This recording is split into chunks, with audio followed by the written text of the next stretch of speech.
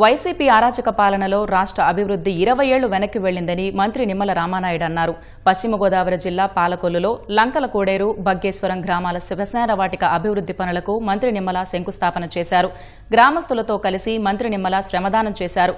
కూటమి ప్రభుత్వంపై బురద చల్లాలని వైసీపీ ప్రయత్నిస్తోందని మంత్రి నిమ్మల ఆగ్రహం వ్యక్తం చేశారు.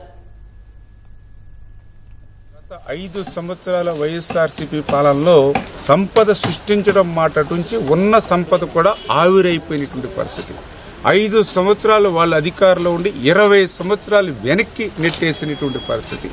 ప్రతి వ్యక్తి కూడా ఆఖరి మజిలీ అనేది శ్మశాన వాటికలతోటే ముగుస్తుంది. అటువంటి శ్మశాన వాటికలు చూస్తూ ఉంటే ఈరోజు మరి ఎక్కడ చూసినా కూడా అవి ఒక డంపింగ్ కేంద్రాలుగా మారిపోయినటువంటి పరిస్థితి, దుర్వాసన వెదజల్లుతున్నటువంటి పరిస్థితి, శ్మశాన వాటికి అడుగుపెట్టేటువంటి పరిస్థితి కూడా ఉండట్లేదు. శ్మశాన వాటికలు బాగు చేయడానికి నేను కూడా ఒక పిలిపిచ్చి ఆరోగ్యవంతమైనటువంటి సుందరమైనటువంటి వనాలుగా మార్చుకోవాలని బాధ్యత మనది అని ఈ రకంగా సిఎస్ఆర్ ఫండ్స్ ని పెద్ద ఎత్తున నేను తీసుకురావడంతో పాటుగా ఆ గ్రామస్తులను కూడా శ్రమదానం చేసేటువంటి విధంగా వాళ్ళు చైతన్యపరిచి శ్మశాన వాటికలో అడుగు పెట్టడానికి భయపడే పరిస్థితి నుంచి ఈవేళ మహిళలు కూడా వచ్చి శ్మశాన వాటికలో పనిచేసేటువంటి స్థాయికి తీసుకొచ్చామనంటే ఇది ఒక మంచి మార్పుకి నిదర్శనం అని చెప్పి తెలియజేసుకుంటూ